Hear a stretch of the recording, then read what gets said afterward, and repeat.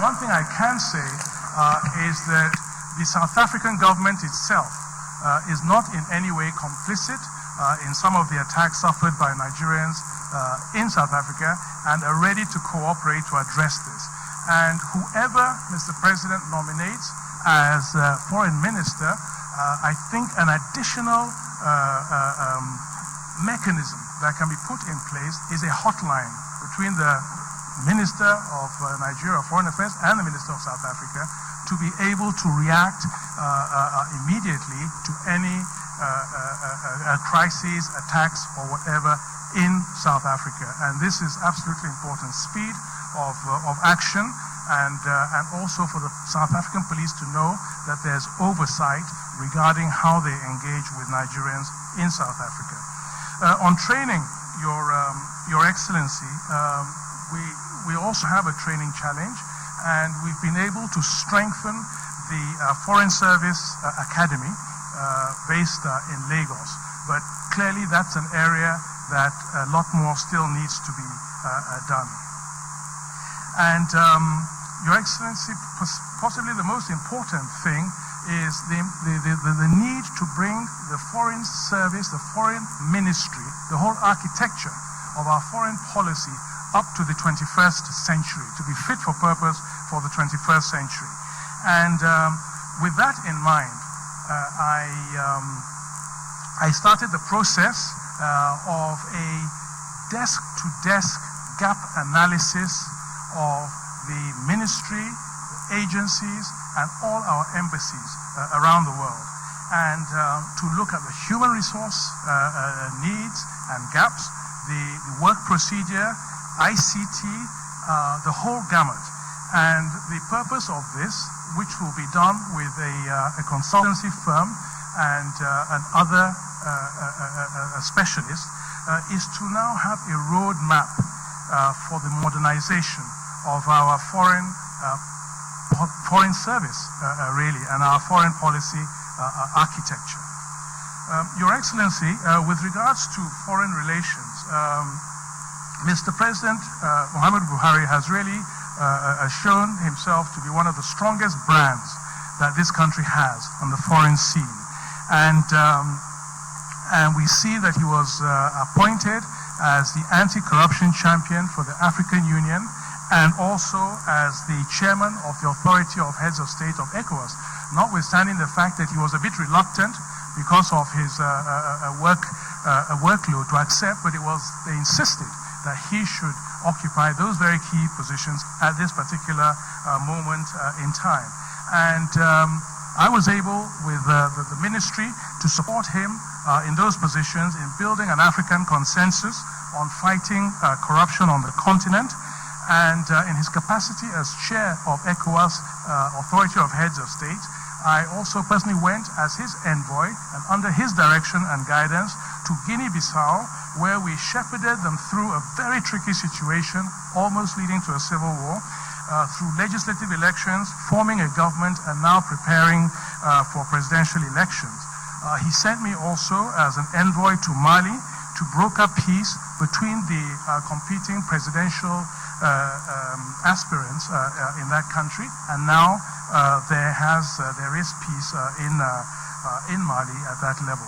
To Ghana to deliver his message of Mr. President to the President in respect of Nigerian traders whose shops were being closed in Ghana, and again the result was positive, and we saw recently that those same traders, their representatives, came to thank personally Mr. President for his involvement. And also in Benin, I went as a special envoy to also help to resolve the crisis between the political parties before the legislative elections in that country. And also, Mr. President, we've done a lot with regards to the recovery and repatriation of stolen funds, and I have personally engaged very robustly with representatives of a number of countries to help to secure that repatriation.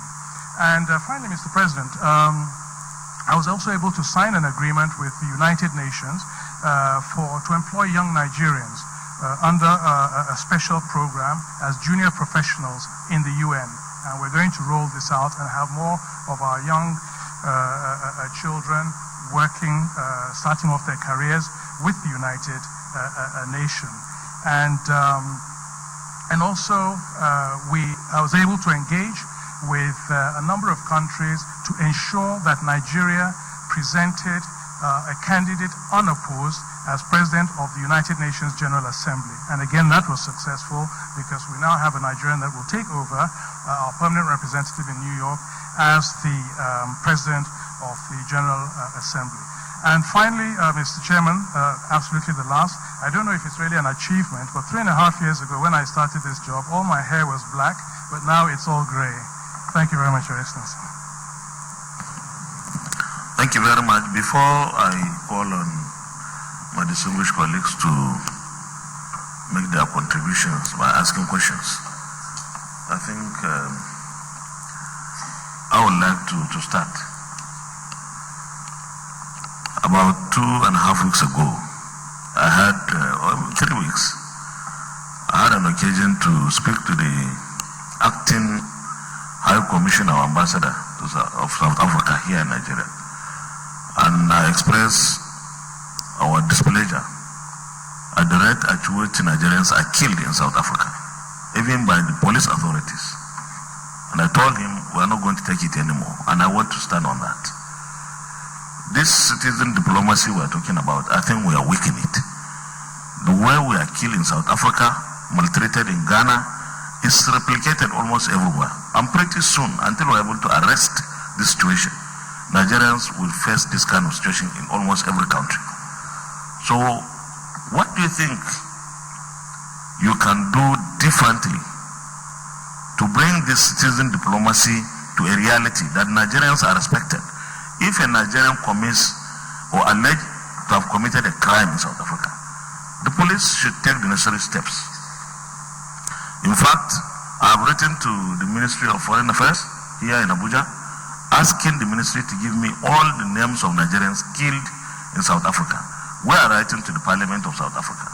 We are taking it to the next level, and I pray that you, who will be on the executive side, treat this matter as expeditiously and as seriously as possible. So what do you think you can do differently to ensure that Nigerians don't lose their lives?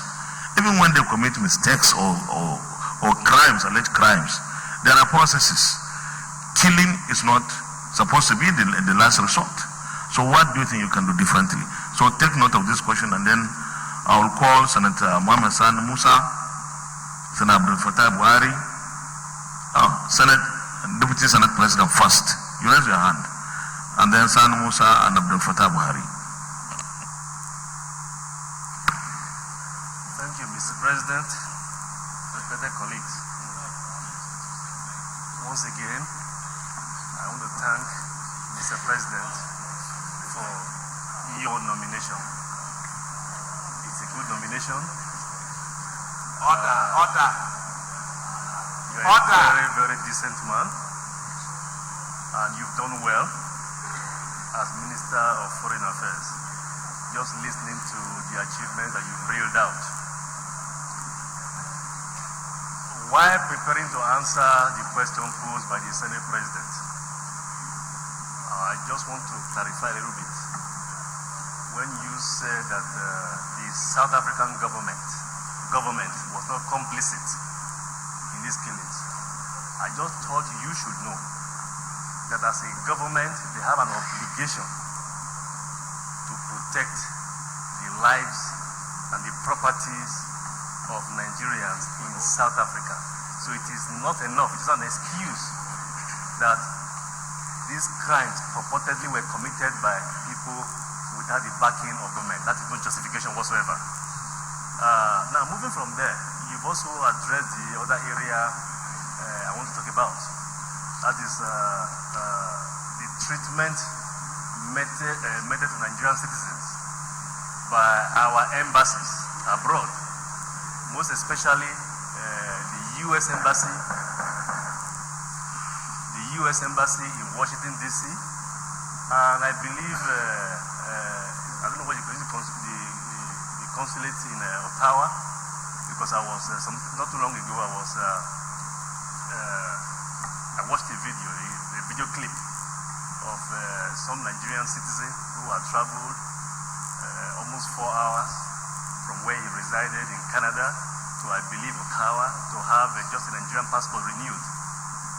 And of course, just like what transpired or continued to transpire in Washington, D.C., it was turned back. Getting a passport, a Nigerian passport in Washington, D.C., or even a Nigerian visa to come to Nigeria is a nightmare. And I want you to really look into that area. It's something I believe you can do. Then moving from there, also within that Washington, D.C. embassy, there are also other issues I need you to look into. The welfare of the Nigerian people who are working in that embassy. I know with the Washington embassy, it's one of the premier embassies we have across the world. Premier in the sense that a lot of attention in terms of finance and so on, funding is given more to the embassy than I believe to other embassies. Yet, those who are doing the job, some, I'm aware, 2 years have not even been paid salaries in Washington, D.C. So I just thought it's a concern. I should bring this to your attention. So once again, I have confidence that once cleared by the Senate, and by the way, you have my support, once cleared by the Senate, you will continue to add value to the cabinet of President Muhammadu Buhari. Good luck. Thank you.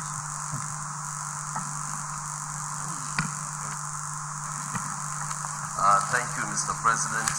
Sitting as chair, my distinguished colleagues, my name is Mohammed Sani Musa, representing Niger East Senatorial District. My question to the former Honorable Minister, who is a complete gentleman, first and foremost, I will say congratulations. And I will want to add here how you rescued Guinea-Bissau in the electoral process, which I happen to be part of it. But unfortunately, just as my senior colleague said, it seems that other African countries do not appreciate what Nigeria does to them. Because after the intervention by the federal government, of which here locally, if you just take Kano State or take just Nasarawa State, you can equate Nasarawa State with Equatorial Guinea. And what Nigeria has done in terms of the electoral equipment given to Guinea-Bissau is more than what Nigeria deployed in Kano State. But yet, they keep shifting the post. They never wanted the election to happen. But the blame, when the Prime Minister was talking to news media, when the United Nations and other African Union bodies went to intervene, the blame was almost on Nigeria. So I think that is one reason, one thing that maybe the ministry need to clarify to Nigerians, because some of us that have known this issue felt that Nigeria is not portrayed well. And secondly, sir, the issue of human trafficking. We've been to Mali, and we have seen how the Nigerian embassy is battling with this issue. We have seen most unfortunate situations where Nigerians died, and it was an embassy staff that have to take responsibility of the cost to bring to Nigeria. There wasn't any government intervention in that. And I felt as a Nigerian, it's sad to see our embassies. If you go to Mali, you'll see the embassy of Niger Republic better than our own. I think there is need for something to be done. The question here is that while you administer the office, what steps were taken to tackle the decay that we've had over the years? And if for any reason you happen to get back to that office, what are you going to do to alleviate the Nigerian embassies that are almost going down? Thank you very much.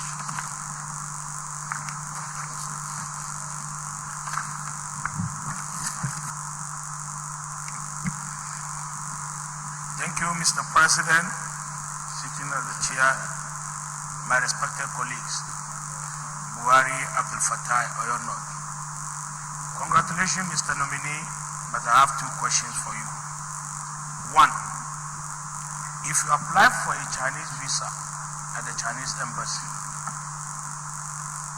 when they screen your paper and they are not going to give you a visa, they give you back your paper without asking for a dime. If they are going to give you a visa, they take in your paper, then you pay. American embassy, British embassy, and all other embassies will take your money. They are stingy with their visa and greedy with our money. They will take your money, issue only 10% each day, and tell you they are not refunding the money for administrative purpose. 500,000 for administrative purpose. That's exploitation of Nigeria. What are you going to do for other embassies to toe the line of Chinese embassy? Second question. In the 70s, in the 80s, in the 90s, Joe Garba, Ike Wachuku, Professor Gambari, Professor Akiyemi, where we have vibrant foreign policy that suit those period. In the last 4 years, what is our foreign policy? If we don't have, what do you intend to revigorate that dossiers for us to have a vibrant foreign policy? If we have a vibrant policy, a foreign policy, all these threats from all these small countries won't happen. Thank you. Chief Whip, Deputy Leader, and Barrow Jibril, in that order. Thank you, Mr. President. My name is Ojo Zakalo. I represent Abia North. My question, partly what he asked, but I will reframe it. I don't know what our policy, foreign policy is with today with the US. Because the way Nigerians are treated, even at the entry points, they will repatriate Nigerians competent visa to go back to their country without minding the cost of transportation, without minding things that goes with it, and that they had a valid visa, not fake. And to support what my colleague said, Buhari, many people, I don't need the American visa anything. Many people go to the embassy, and the way they are treated, like if they are nothing. And these are well-meaning Nigerians who will contribute both here and in the US. I want you, if President will get you back to Foreign Ministry, I want you to look into this. Writing question, all the businesses in the West Coast where Nigerian people have interest, which I will discuss privately with you. The foreign countries, no, it's true, I don't want to cause trouble here. The foreign countries are killing Nigerian businesses in insurance, banking, oil. I mean, any Nigerian company you ask, from Dangote to Sahara, the same problem is the same. So I am telling you that what will you do to solve it, especially in our most neighboring countries? The way for the last 8 months, the hostility in the attitude of these people to our face, being Nigerians, if you ask the owners of banks here, they will tell you the attitude is so much. My question is that how are you going to manage this problem if President Buhari reappoints you into the foreign ministry? Deputy Leader, and then Barrow Jibril. Thank you, Mr. President, sitting on the chair. My name is Robert Office, representing Ondo North Senatorial District. Mr. Nominee, I join my colleagues in congratulating you for being nominated again Mr. Nominee, from years back, we started the Technical Aid Corps program, which is meant to help less privileged developing countries. It also provides employment for our youth. And this program has been running for some time now. To me, it looks like the counterpart of the American Peace Corps program. From your own assessment, do you think that this program should continue? Do you think it has justified our investment in this program? Should we continue or should we discontinue?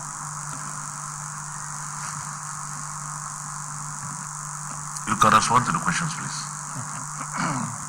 Sorry, Balo Jibril. Thank you, Mr. President, sitting as the chairman of the Committee of the Whole, for giving me the chance to speak. Mr. Nominee, let me say I commend you for your stewardship during your stint as the Minister of Foreign Affairs of this country, except where we have problem as explained by the Senate President. Now, in addition to the point that was raised by Mr. President, we also have a lot of Nigerians that are held up in Libya.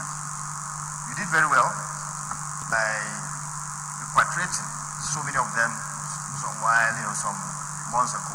But there are still several Nigerians. Among them, several were killed recently. What are you doing to bring back the rest to safety? Or what will you do if you are confirmed as minister? Sorry, I'm assuming that he has already been confirmed as minister because he's a nice one.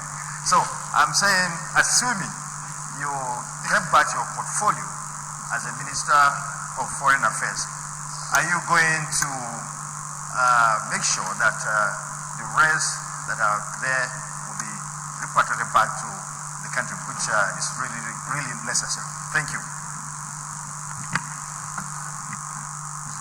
You can respond to the questions, please. Okay. Thank you very much, distinguished members, for those very pertinent, very incisive questions. If you permit, Your Excellency, Mr. President, I will start with your question about citizens' diplomacy and what I can do if reappointed specifically to tackle the matter. Your Excellency, for me, what I believe is the issue is really one of communication and quick communication, and two, the direct oversight of law enforcement agencies in South Africa. This seems to be the real problem for Nigerians in South Africa. We must not forget, Your Excellencies, that the level of crime generally in South Africa is extremely high. And so one is dealing in an environment of very high crime rates. Specifically, Mr. President, what I would do is what I mentioned. I think that there has to be a hotline between myself, if I were appointed as Minister of Foreign Affairs, and the Minister of Foreign Affairs of South Africa, that once we, as I said, we hope to now have in place this help desk for Nigerians. Once there is any sign of problems for any Nigerians, to get it immediately across to the highest level of government in South Africa to engage with our High Commission there to start addressing very, very quickly the issue. And secondly, the other thing I would do is, as I said, it is absolutely important that the higher echelon of the security agencies, the police in South Africa, engage directly with the Nigerian Union of South Africa. And this is a framework I tried to create with an early warning system. The reason why I did that was because the members of the Nigerian Union of South Africa told me that the problem they were having is that they themselves know the criminal elements among the Nigerian community, and that they would like a situation where they can go to the law enforcement agencies to alert them of those criminals so that action can be taken quickly. But because of the trust deficit between the Nigerians and the South African police, they say that very often, they're not able to work with the South African police. So I think that it's important to get the senior officers in the South African police directly engaged on this matter and to sign this MOU, and that's where I think we also need higher level engagement with them. And of course, the President of South Africa, President Ramaphosa, they've requested formally for a bilateral meeting. We have set up under the former President Zuma, with President Buhari, a binational meeting where they will be meeting regularly at the level of president to address bilateral issues. And so it's important that we organize very quickly the next bilateral meeting at the presidential level so this matter can also be addressed, so that it really becomes an issue addressed with political will and by the highest levels of government of South Africa. Your Excellency, you also talked about the video that's been circulating regarding the treatment of a Nigerian in a mission in Canada. Two things regarding that, Your Excellency. I also saw the video, and the moment I saw it, I called the embassy, the High Commission in Canada. And I was informed that it quickly became apparent that this was a video that had been circulating for over 3 years, and that it was not current. And we have an excellent High Commissioner there presently, and such has been the very positive and efficient way they've been addressing and dealing with providing services for Nigerians that almost all the Nigerians now are writing to us praising the Nigerian High Commission in Canada. You also mentioned, Your Excellency, the issue of Nigerian staff in the embassy in Washington and payment of salaries and so forth. Your Excellency, the issue of payment of salaries has really been the bane, the real problem and challenge that we have with regards to our foreign service generally. I've met on numerous occasions with the Ministers of Finance to try to, and the CBN Governor and so forth, to ensure that the allocations to our embassies are paid on time. But it's almost become the rule and the practice that they come in so late and not always in full. We've had to come to this august body on 2 or 3 occasions to ask for special interventions because of late payment and other things to our missions. And it's something that we are really dealing with, Your Excellency. Another thing is that the amount appropriated to our embassies are usually just a fraction of what we have identified as the needs of these embassies, and then they're not paid on time. So it's really a major challenge that we are addressing. Mr. President gave the directive that we should have a multi-sectoral meeting, Governor of Central Bank, Minister of the Ministry of Finance, and all the others, to really address once and for all this whole issue. And one of the solutions could conceivably be that we just have to reduce even further our number of missions. The amounts that we pay for our foreign